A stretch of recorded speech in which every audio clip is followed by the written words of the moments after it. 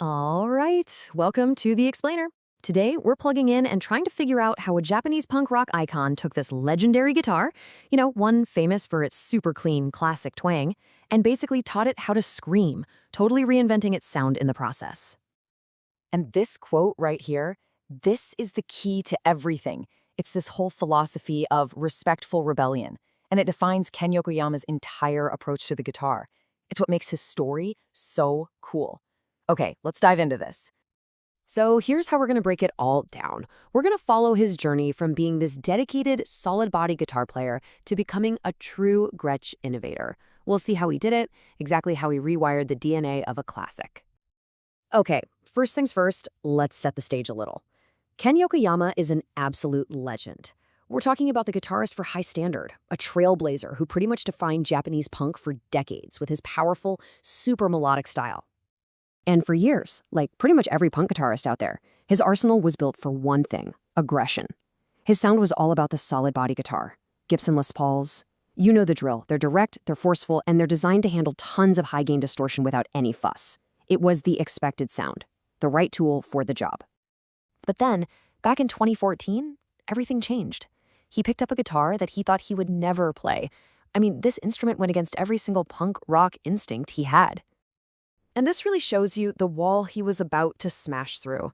For years, the punk rock standard was simple: reliable, high-gain, solid-body guitars.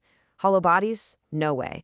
They were seen as impractical, way too big, hard to control, and honestly, they belonged to completely different genres like jazz or rockabilly. He was about to cross that line. So it all started with a Gretsch G620. He was just playing it at home, unplugged, and he discovered that unlike his solid-body guitars, which can feel a little lifeless without an amp, this hollow-body Gretsch had this beautiful, resonant voice all on its own. It actually made him want to play more at home. And he didn't see the guitar's large size as a flaw at all. He totally embraced what he called its inefficiency. For him, it was a kind of freedom, a rebellion against the super functional, predictable tools he'd always been using. So, okay, he loved the guitar, but there was one huge problem. Gretsch guitars are famous for their clean, sparkling, almost polite tone. How in the world could he make one of those work for aggressive, high-gain punk rock? His solution was basically this three-step process, really born from a desire to force this elegant guitar into his world. The stock pickups, just not powerful enough for the distortion he needed. So he swapped one out for a much hotter one. And that created a new problem, or as he saw it, a new opportunity: massive body rumbling feedback. And get this, he didn't just tolerate the feedback. He weaponized it. What most guitarists spend their entire careers trying to get rid of, he just embraced. He made it a raw, expressive part of his live sound, turning what's technically a flaw into one of his signature moves.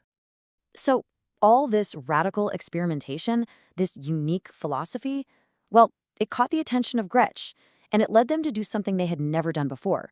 They gave Ken Yokoyama a series of signature models. This made him the very first Japanese artist in the company's long history to get that honor, a huge deal. And his three main signature models, they each represent another step in his quest for this sound. The first Falcon got that hot pickup for high gain. The Falcon Jr. then came along and shrunk the body down to make it easier to handle on stage. And finally, the Wild Penguin was totally re-engineered to give a hollow body the solid feel and sustain of his old Les Pauls. And you just gotta love the small details like this. It perfectly captures his whole vibe. It's this playful punk rock modification that basically says, yeah, I respect the history, but I'm gonna make it my own.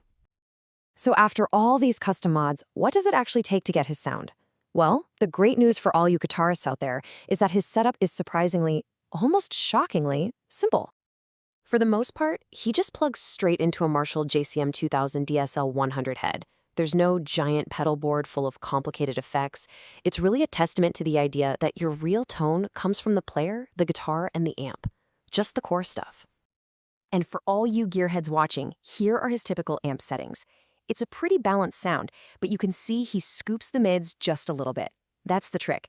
It lets the unique, resonant voice of the Gretsch really cut through the mix so it doesn't get all muddy, even with heavy distortion.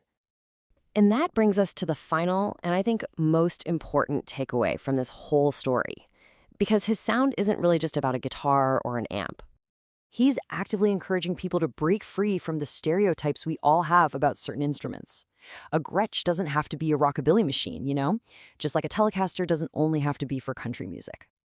And this is the universal lesson right here. It applies not just to Gretsch's history, but to any creative rules or limitations we put on ourselves. Don't let what's been done before dictate what you can do next. This philosophy is the true engine behind his sound. It's that constant drive to take something classic, deconstruct it with respect, and then rebuild it into something that is powerfully and uniquely his own. So we'll leave you with that thought. What conventions in your own work could you challenge? What happens when you decide to plug something in where it's not supposed to go? Thanks for tuning in.